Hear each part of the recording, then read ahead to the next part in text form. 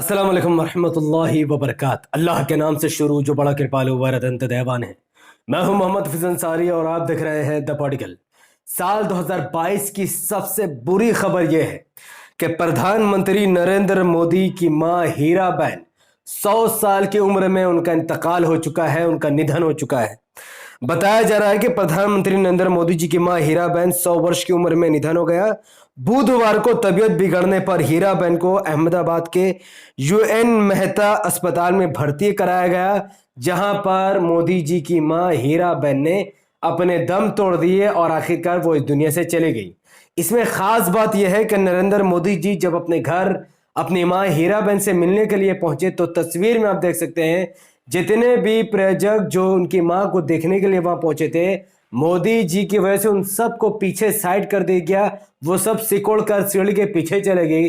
नरेंद्र मोदी जी अकेले कैमरे के सामने मोदी जी अपनी मां को श्रद्धांजलि देते हुए दिख रहे थे। तो एक तरफ कैमरा था, दूसरी तरफ मोदी जी और तीसरी तरफ जितने लोग हीराबेन के जानने वाले उनके घर में शोक मनाने आए थे, उन सबको वहां से गायब कर दिया गया, जो कि मुझे बिल्कुल भी अच्छी नहीं लगी। इसके अलावा नरेंद्र मोदी जी हीराबेन अपनी मां को लेकर निकले कंधा देते हुए, और कंधा देने के बाद वो सीधे शमशान घाट में उनको वहां पर छोड़ गए। शमशान घाट तक जब नरेंद्र मोदी जी पहुंचे तो वहां पर मेरा एक अपना ऑब्जेक्शन ये था, जो चीज मुझे अच्छी नहीं लगी वो ये था कि नरेंद्र मोदी जी के चेहरे पर बिल्कुल ही आंसू नहीं थे, गम नहीं थे, उदासी एक दिख रही थी, एक मामूली उदासी उनके चेहरे पर थी, पर उनके चेहरे पर आंसू का एक कतरा भी नहीं था। जबकि नरेंद्र मोदी जी असल में रोते हुए ही जाने जाते हैं। नरेंद्र मोदी जी ने अडवाणी जी के लिए आज से कई साल पहले आंसू गिराए थे भारतीय जनता पार्टी के कार्यालय में। उसके बाद नरेंद्र मोदी जी 2021 में जब गुलाम नबी आज़ाद रिटायर ले रहे थे पॉलिटिक्स से, तब उन्होंने वहां पर भी आंसू गिराए गुलाम नबी आज़ाद के लिए।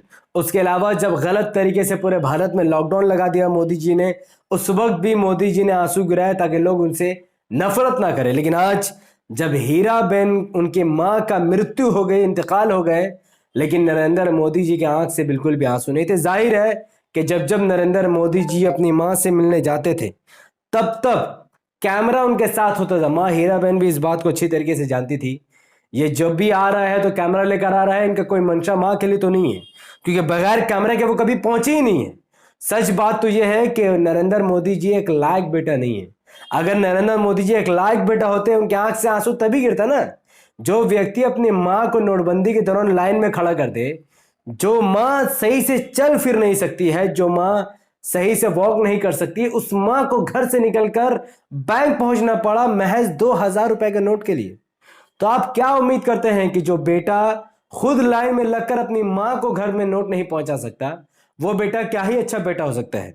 और मां हीराबेन फिर भी एक मां होने के नाते जब जब मोदी जी कैमरा लेकर उनसे मिलने को पहुंचते थे, तब तक मां हीराबेन उनको आशीर्वाद देती थी, क्योंकि एक मां से आप क्या ही नफरत कर सकते हैं। तो आज नरेंद्र मोदी जी के चेहरे पर उदासी तो नहीं दिखी, लेकिन मां हीराबेन हमारे दरमियान मौजूद नहीं है। असदुद्दीन ओवैसी साहब ने इस पर अपनी दुख जताई और कुछ बातें सोशल मीडिया पर अपनी बात उनको रखी है, जो कि आप पढ़ सकते हैं। दूसरी खबर, पाकिस्तान के बहुत बड़े स्कॉलर जिनकी फॉलोअर्स बांग्लादेश, सऊदी अरब, पाकिस्तान, भारत हर जगह है, उनके बारे में खबर यह थी कि उनको दिल का दौरा पड़ा है, जिनको आनन फानल में अस्पताल में भर्ती कराया गया था। ये कल रात की खबर है।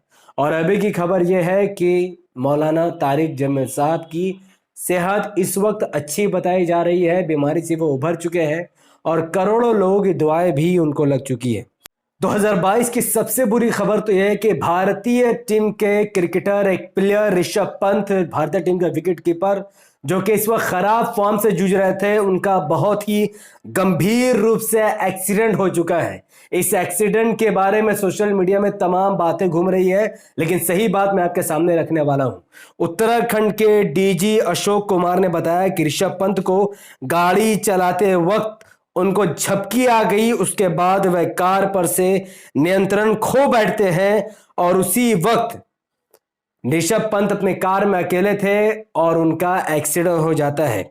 इस एक्सीडेंट के बारे में यह भी बताया जा रहा है कि गंभीर रूप से उनका सर, उनका पीठ और उनका पैर बुरी तरीके से घायल हो चुका है, जिसकी तस्वीर मैं आपको नहीं दिखा सकता हूं, लेकिन अगर किसी को तस्वीर चाहिए तो मैंने डिस्क्रिप्शन में अपना इंस्टाग्राम का आईडी लिंक दे दिया है। आप वहां पर जाकर ऋषभ पंत की सारी तस्वीरें एक्सीडेंट के वक्त उनकी जगह आप देख सकते हैं। ऋषभ पंत के बारे में एक बात यह भी बताई जा रही है कि गाड़ी तेज स्पीड से पहले डिवाइडर के किनारे लगी और उसके बाद लोहे की मजबूत बैरिगेटिंग से टकराई।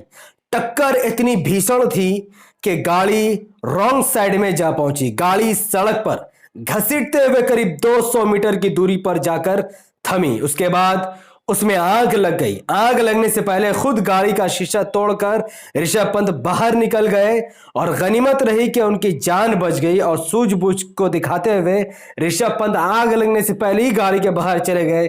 मौके पर पुलिस पहुंची और पुलिस का यह दावा है कि उन्होंने ऋषभ पंत को आनन फानन में नजदीकी अस्पताल में उनको भर्ती करवा दिया। इस वक्त ऋषभ पंत की हालत स्थिर बताई जा रही है, लेकिन इस बात में कोई दोहराए नहीं, हो सकता है आपको आगे जाकर कोई बुरी खबर मिल जाए। इसी बीच ऋषभ पंत के चाहने वाले इस बात को खोजने लगे कि आखिर उनके भाभी जी क्या ट्वीट करती हैं जिनके पास काम काज नहीं है।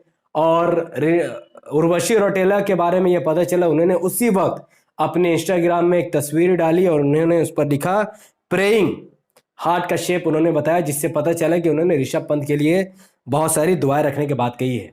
इसके अलावा 2022 के अंत होने से पहले एक बुरी खबर ये भी है कि ब्राजील के और विश्व के फुटबॉल इतिहास के सबसे बड़े प्लेयर, ब्राजील के नामे जाने प्लेयर पेले की भी मृत्यु हो गई है। जी हां, ब्राजील के प्लेयर पेले 82 साल की उम्र में उनका निधन हो चुका है।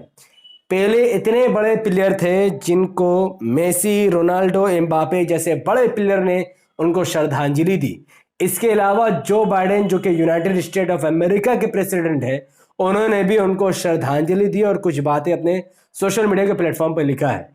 इसकी सबसे बड़ी वजह यह है कि पेले ने ब्राजील के लिए 1958, 1962, 1970 जैसे विश्व कप में उन्होंने ब्राजील को जिताने में अहम भूमिका अदा की और आज पेले जैसा बेहतरीन प्लेयर हमारे दरमियान मौजूद नहीं है। 2022 के अंत तक मुझे सबसे बड़ी खबर और झटका देने वाली खबर यह भी लगी कि सेंसर बोर्ड ने पठान फिल्म और गाने को बदलाव करने के लिए शाहरुख खान को सलाह दी है। जी हां, जो भगवा बिकिनी को लेकर पूरे भारत में अंधभक्तों ने तहलका मचाया हुआ था, उस भगवा बिकिनी को लेकर आज सेंसर बोर्ड, जो कि बीजेपी के नियंत्रण काम कर रहा है, उन्होंने शाहरुख खान को गाने पर बदलाव करने के लिए कहा है, जिसको देखकर शाहरुख खान के फैन भड़क गया और सोशल मीडिया में दीपिका पादुकोण की जगह उन्होंने योगी आदित्यनाथ के चेहरे को लगा दिया।